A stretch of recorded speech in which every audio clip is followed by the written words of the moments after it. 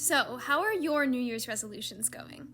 It's that time of year again where we all sit down and take a good long look at what we've accomplished in the previous year.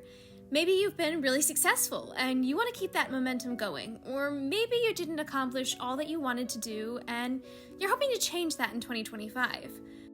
Regardless, ringing in the new year always means one thing. It's time for resolutions.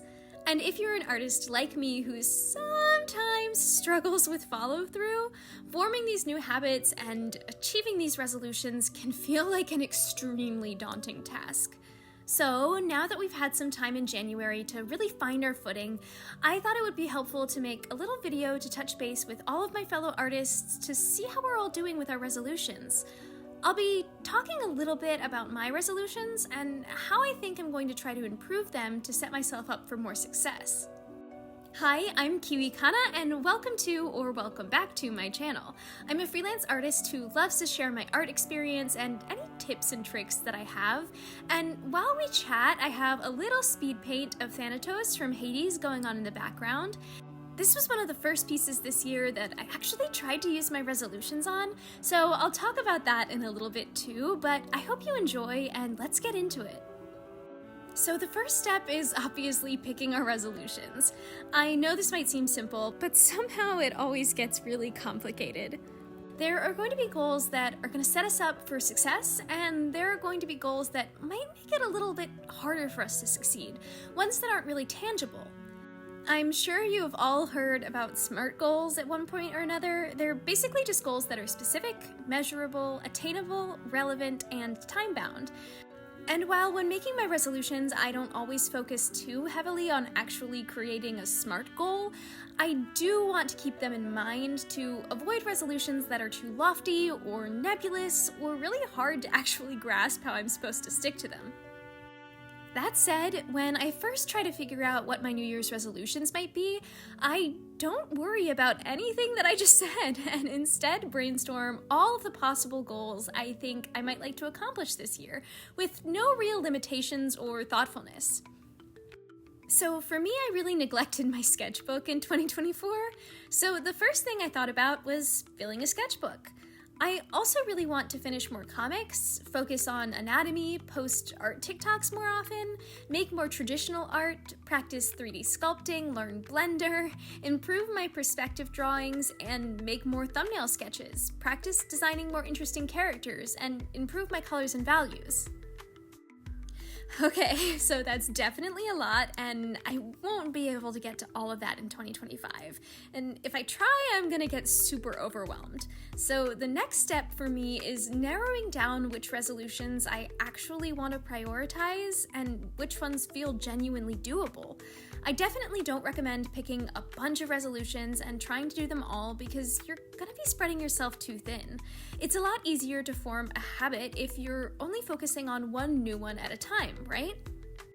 I remember back in one of my college classes, we had a sketchbook assignment where we had to fill a 30-page sketchbook over the course of a quarter, and we were only allowed to pick 3 to 5 things to study in those pages.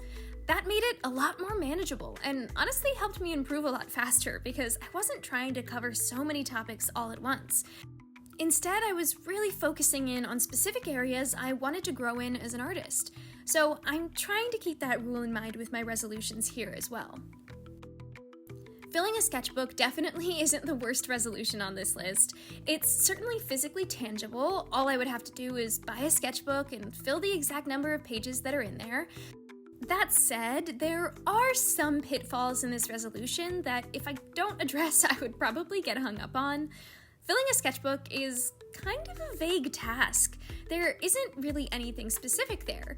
Am I saying I'm going to sit down every day and work in the sketchbook, or am I going to work on it once a week? Am I going to fill the sketchbook with anatomy drawings or with watercolor practice, or what? The goal is a little too nebulous for my liking. I think that if I did end up going with this resolution, I would have to get a lot more specific. The same thing goes for finishing more comics. That's super vague. There isn't really anything that tells me what I'm going to be doing, exactly how often I need to be working, and what specific projects I want to be working on. This lack of specificity can be a real problem. I think one of the biggest mistakes I used to make when making art resolutions was just to have the goal to draw more. And don't get me wrong, it's a very admirable goal, but there aren't any actionable steps that are going to actually help me figure out what I should be doing. Drawing more could mean anything. It feels really overwhelming. Does it mean I'm going to set a brand new schedule for myself? That can be really hard to stick to. It's a massive undertaking. And even if I can draw consistently on a brand new schedule, what should I be drawing? How can I best improve my art? When it comes to goals like practicing 3D modeling or learning Blender, those are definitely things I want to do and will probably continue to work on in my free time this year. I do really like to 3D model when I can, but they're not necessarily goals that I should prioritize for what I'm working towards this year. I do want to work more on comics, and I definitely want to work on my illustrations. So while 3D modeling can absolutely help with those tasks, I feel like I really should be focusing more on my anatomy or my composition. So, when it comes to picking goals for yourself, if you haven't already, make sure you're prioritizing the things that really matter to you. Maybe your dream is to work in game design, so practicing character designs might be a great use of your time. Maybe you want to get better at your painting skills, so you should resolve to do more master's studies. Whatever that looks like for you, we tragically have limited time and energy, so it's really important to make sure you're spending time on things that are going to help you the most. Now, as a super quick aside, I don't want to sound like you can't have fun with what you're doing.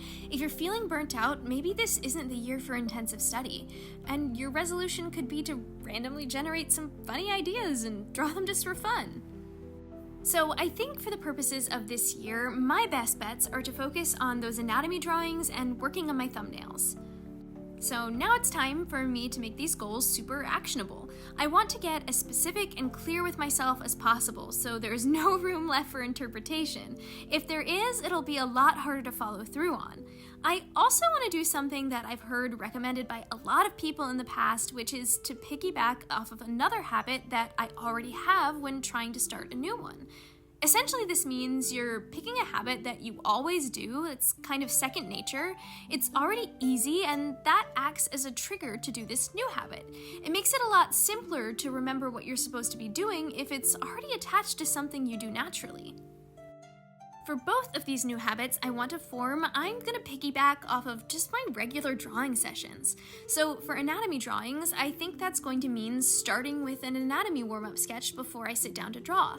I already spend a lot of time working on artwork, and sometimes I do warm-ups and sometimes I don't, but deciding I'm always going to do at least one anatomy drawing, it can be anything I want, no pressure, I think is going to help me keep this habit.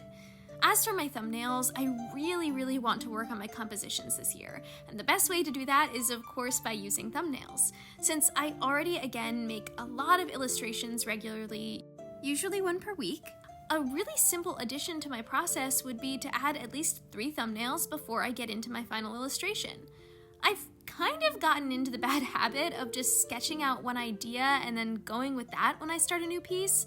When I was back in college, I would always have to do at least 3, 4, sometimes 5, sometimes 10 thumbnails before I settled on my final design.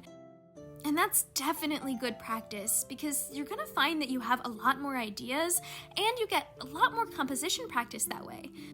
Okay, so 10 thumbnails would probably feel really frustrating for my personal work, so I think that 3 feels like a really solid and doable number. For Thanatos here, I did 3 thumbnails, essentially different variations of the same ideas, and I actually ended up going with the last one I did, which is cool to see because I certainly wouldn't have gotten there if I had just started with my first iteration. Then I just cleaned up that idea a couple times until I had a more solid sketch, and I was finally able to start actually working on the piece that you see now. I felt a lot more solid about going into my work on this piece, and even though it took me close to 13 hours, the process was a lot easier than my normal work because I started with a better foundation. That's a pretty good sign that this goal is working for me, and it's probably going to be attainable. Anyway, this is how I'm approaching my goals in 2025. If you have your own resolutions that you've been working on so far and you feel like you've been struggling with them a little bit, I really recommend going back and taking a look and seeing how specific they are, if you're piggybacking off of other habits, or if you've just decided to take on too much and it's become really overwhelming. Also remind yourself that even if you don't follow through on your resolutions, don't get discouraged. Most of the time, these art goals should just be for fun. They're a way to change up how you interact with your art journey. I'll make sure to keep you posted on how my resolutions are going this year, and if you have art resolutions yourself, make sure to leave a comment with what they are and how they've been going so far. I'd love to hear what everyone is hoping to accomplish in 2025. If you like my work, make sure to like, comment, and subscribe. It really helps me out, and stay tuned for a new video next Tuesday. I'm also super excited to announce that I'll be tabling at AwesomeCon this year. It's in DC on April 4th through 6th. I'm really excited to be there, and if you want to meet me in person and you'll be in the area, definitely come check it out. I'll keep everybody posted once I have my table location. Anyway, I hope you enjoyed the video and liked seeing how this piece came together. As always, thank you so much for watching, and I hope to see you in the next one.